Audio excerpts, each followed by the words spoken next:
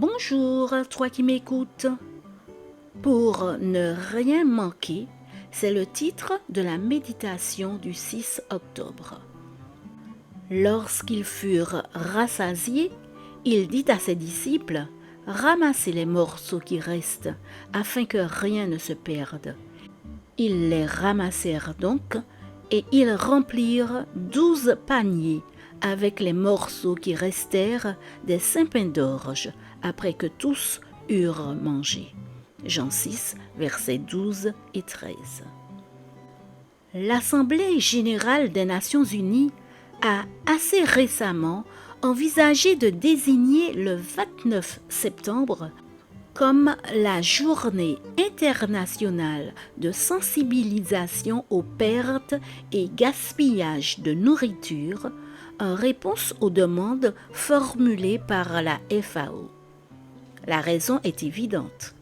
Sans éducation à une alimentation saine et à une bonne gestion des ressources alimentaires dont nous disposons, nous ne pouvons espérer mettre fin à la malnutrition. En d'autres termes, nous n'éradiquerons pas la faim dans le monde si nous ne réduisons pas les pertes alimentaires et si nous ne faisons pas preuve de plus de solidarité envers les plus pauvres.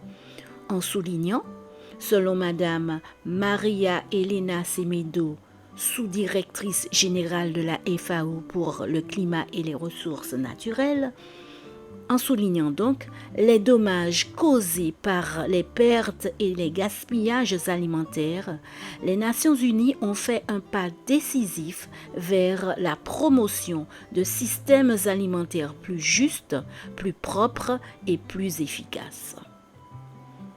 Selon les estimations de la FAO, environ 40% des cultures vivrières mondiales sont perdues chaque année pour diverses raisons, notamment les effets négatifs du changement climatique, de la mauvaise gestion des ressources à l'échelle mondiale et surtout l'altruisme humain déguisé en politique économique de la part des principaux producteurs et clients.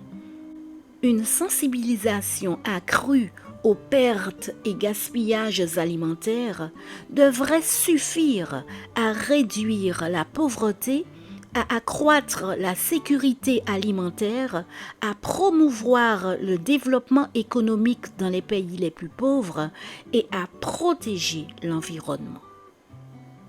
Après le miracle de Jésus en nourrissant une grande foule, il ordonne explicitement à ses disciples de ramasser tous les restes afin que rien ne se perde.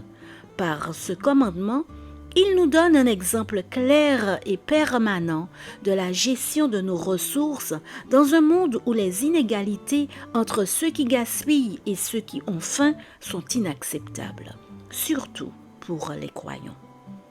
Par son exemple, Jésus nous enseigne qu'il n'est pas chrétien de gaspiller la nourriture dont d'autres ont besoin, de dilapider les ressources dont des êtres humains comme nous auraient besoin pour survivre, de gaspiller de manière irresponsable ce qui pourrait être une bénédiction pour les plus pauvres. Seigneur, ouvre mes yeux pour voir clairement ce que je peux partager aujourd'hui avec ceux qui ne sont pas aussi privilégiés que moi. Amen. Bonne journée sous le regard de Dieu.